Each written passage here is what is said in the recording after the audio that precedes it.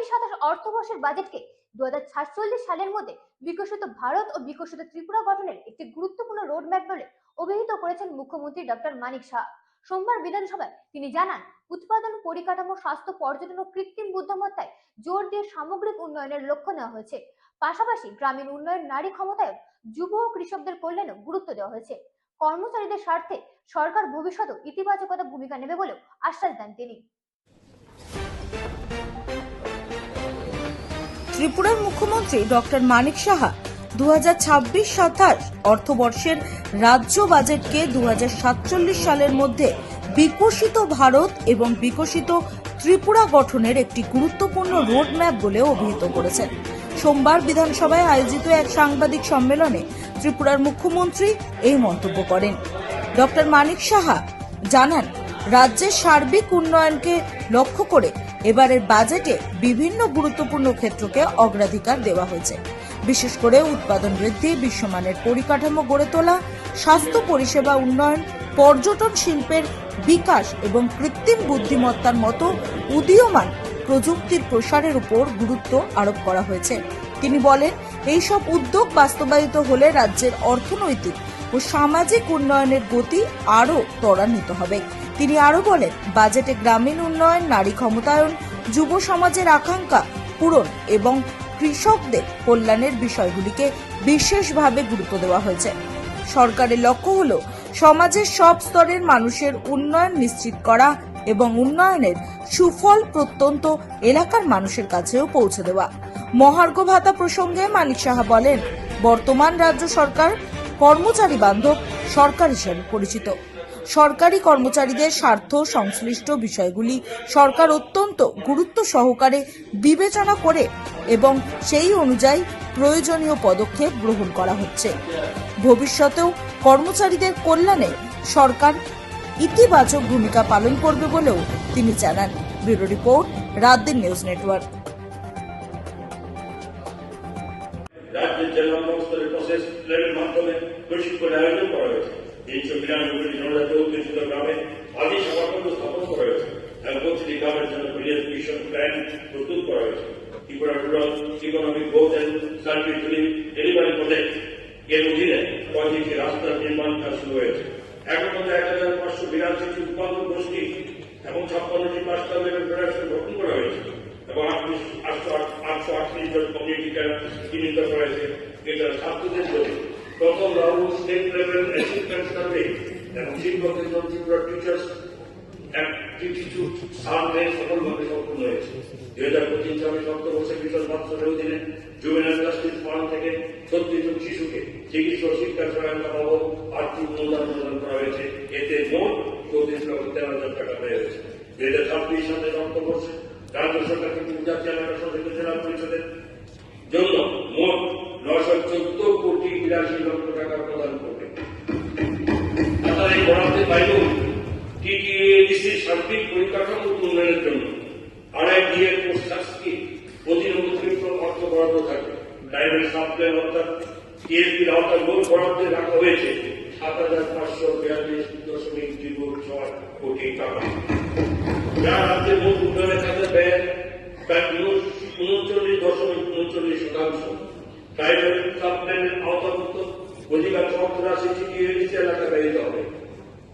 2026-27 অর্থবর্ষে জনজাতি উন্নয়নের জন্য 2টি প্রাইভেট মাল্টিপারপাস মার্কেটিং সেন্টার স্থাপন করা হবে। জনজাতি পণ্যের সংগ্রহ, মূল্য সংযোজন ও বিপণনের জন্য সমন্বিত কেন্দ্র হিসেবে কাজ করবে।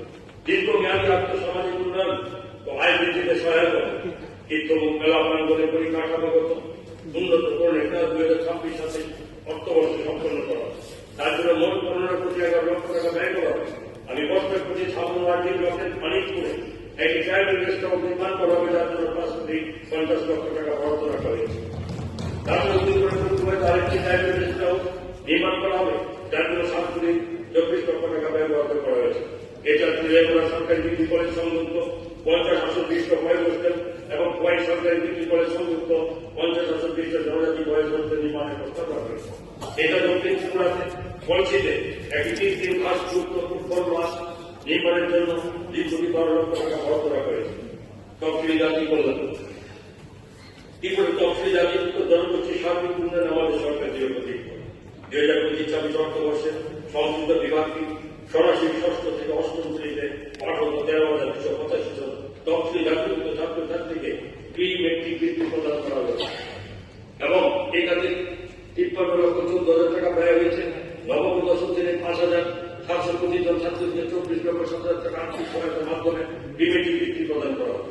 এছাড়া ১০,৫২০ জন তফসিলি জাতিভুক্ত ছাত্রছাত্রীদের মধ্যে ৩২৮,৩৩,০০০ টাকা ব্যয় পোস্ট মেট্রিক বৃত্তি প্রদান করা হয়েছে। পাশাপাশি ৬,০০৯ জন তফসিলি জাতিভুক্ত ছাত্রছাত্রীরা বি.আর.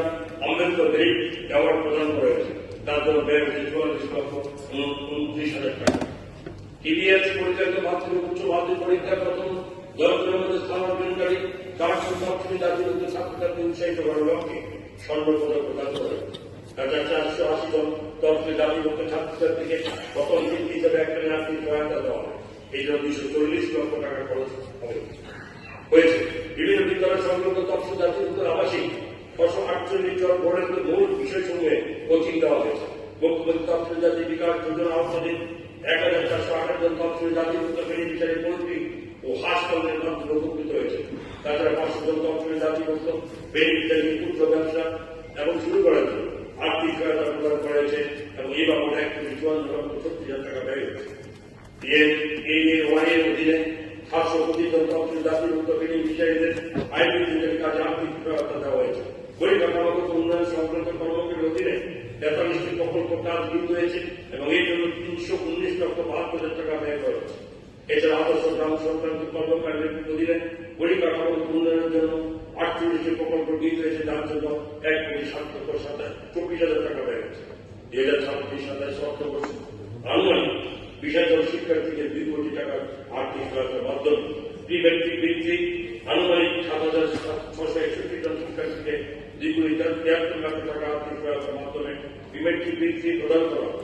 তাছাড়া প্রায় ২২,০৫৭ জন শিক্ষার্থীকে ৬৯,৫৪,৬০০ টাকা আর্থিক সহায়তায় পোস্ট মেট্রিক বৃত্তি এবং ৮,২০০ জন শিক্ষার্থীকে doctor B.R.. Ambedkar merit award প্রদান করা হবে। যার জন্য ৮০ লক্ষ টাকা বরাদ্দ হয়েছে।